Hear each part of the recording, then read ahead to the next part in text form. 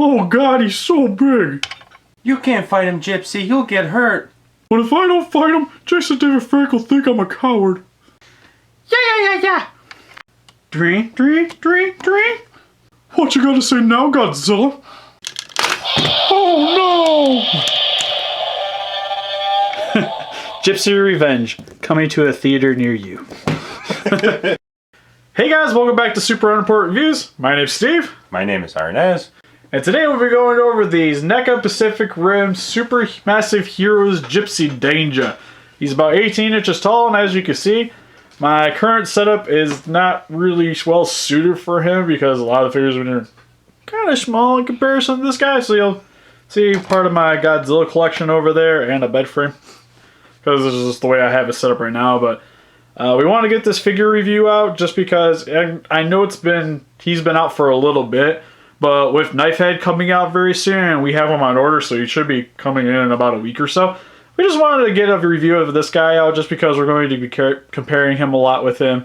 And also going to be doing a lot of shots and stuff. So we just thought it'd be cool to display him. And he's actually a really awesome figure anyways. So we'll get into his detailings and a little bit of his articulation. Alright, so getting into Gypsy's detailings a little bit. I really love, on the original figure that I had for the 7-inch version, one of my major complaints was for the lighting on them. They didn't really show off any of it because a lot of these areas would have just been like blank or just matched in with the paint job that he had here.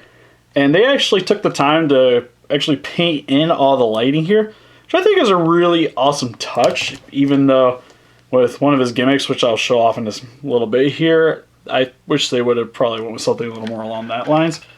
Overall, the head sculpt on this guy is amazing. I love all the way the pinstriping came out on here, and just how it gets kind of like that dirty, gritty look to it. It's actually really fantastic. And overall, the paint job on this guy is really well done. Same with the sculpt. I really love the little battle damage looks that he has throughout here. Over on this arm, you see more of the holes here. And it's definitely a lot more movie accurate than the actual little figure was, which was actually still really good, but I love the little emblem on the chest here with the chick. And his number 34, his last coloring. And overall, his paint job turned out really nice too. I really love the shade of blue on here and just the way it just feels to the skin, you know, it just feels good. Then for the rest of his body, overall, again, the sculpting on this guy is amazing. As you can see here, it has more of the battle damage here, which actually another thing I really like is it's not just painted on here. They actually, if you put your nail over it, it's actually embedded in with the molding. Especially you can see right here the camera isn't flaring. It has the slashes here too, which this part's painted on, but it still has the cut in here, and I just really like that. Stop it, Gypsy. It's so heavy. And then same thing over here, where he has more of the scratches on his legs. And overall, the way just the gear work turned out on him, I just love the way this guy just sits and stands on my shelf. He is a really eye-catching figure, especially you can even see on the back here. Just the amount of detail on this guy. For being how large he is, being an 18-inch figure, I gotta say, he's probably the best looking large toy I have in my collection. Which, I'll compare him next to the Jakks Pacific Godzilla and some of my other big figures. But you'll see that he just looks phenomenal in comparison to those guys. Then, going over his little gimmick here, which, turn off the lights for a second. Before I turn off all the lighting on here, turn him to the back. You'll see right here, there's a little button you push in. And when you do that, I'll turn off my light up here. Maybe. There we go. Push it in and bam! Lights up in 2 spots. Wow, that's actually pretty bright. It's actually a pretty bright light. He's got this bright yellow here. And then the only other light here is right at his forehead, which is supposed to give off that searchlight kind of look to him. And then this is the reactor. Which, one thing I really wish they would have done is maybe gone a little bit more crazy with the lighting on here. Because in the film, you'll see a lot of it, he has lighting here and up here on his chest. Which I can understand probably would have been a little bit harder and really would have upped the price on this guy a bit. But at least right here, they maybe could have added in a little bit more of the clear plastic just to go with the lights down here. I think that just would have really helped with the accent of this. Overall, I still think it's a nice touch. And I just really like the yellow glow. Looks like he's gonna burn something's face off. He looks like Iron Man from the movies and just gonna shoot out of his chest like. It's just. Everybody give a hand for my lovely assistant. He's going to be showing off the articulation for Gipsy, which, alright, get started, sir. He's using me. So, at the head, he has a nice swivel at the head, but it's not super amazing. It's not a ball joint. It's a little bit strained by the plastic, but you still get a decent amount of posability with it. Also, at his shoulders, they're on a giant ratchet joint, so they can move in and out a little bit forward and back. He has a bend at the elbow, and also at his wrist. Stop it. I see what you're trying to do. He also has a ball joint at the hands. And then for his waist, he has a nice tummy crunch. He can also rotate at the waist. Show off the rotation, Arnes. Yeah. Yay! And then for the legs, he has a ratchet joint at the hips, which they can move in and out, and then forward and back. So it's actually really helpful with the standing part. And he has a bend at the knees. And he also has a bend at the feet. And his ankles also have a pivot, which is really nice. Now, one little complaint I have with the overall articulation of this guy is it's very constrictive. And thank you for actually standing him up nice. It's a little bit constrained, especially with the, if you guys have the smaller 7-inch version of Gipsy Danger, all this really is just a better looking giant size version of that guy. So if you had a little bit of complaints with the articulation for the small version, they didn't really improve on it too much with this one. But overall, I didn't really have too much complaint with that guy, and I really don't have any with this one either. So for Gipsy Danger's accessories, he comes with his chainsword, which these actually look amazing. I really love the gunmetal look to them, and overall how they have that like nice, like greasy kind of effect to it.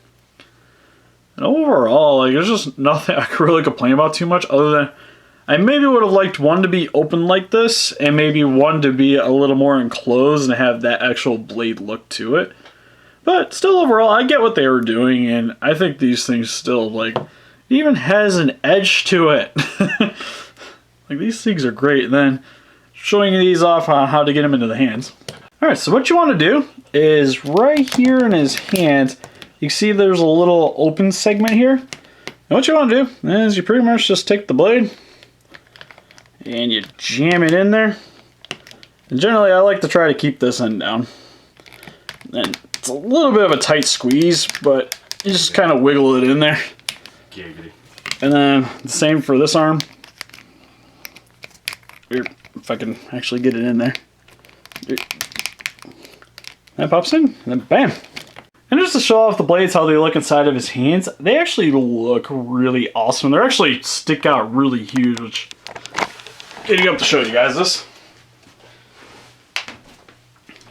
Overall, in terms of length, like, they actually hang down, like, if you touch them into his hands, again, stand up a little better, bringing them down, they almost come down pretty well close to the floor, which is just amazing how just enormous these blades look on them. So, especially when you have them sitting on the shelf or on your display stand or something, like, they are very imposing looking weapons. And I love them.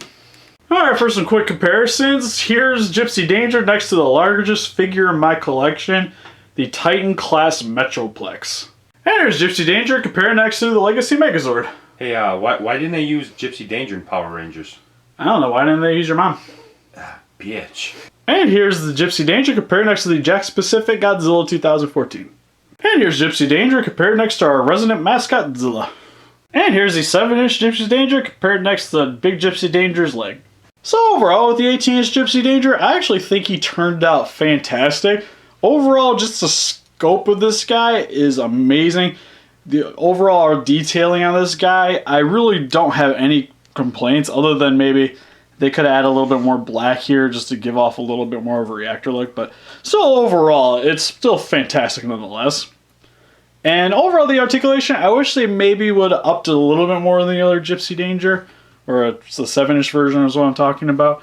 Because you have to kind of work the joints to give him the move, but still you can get him in a decent amount of poses.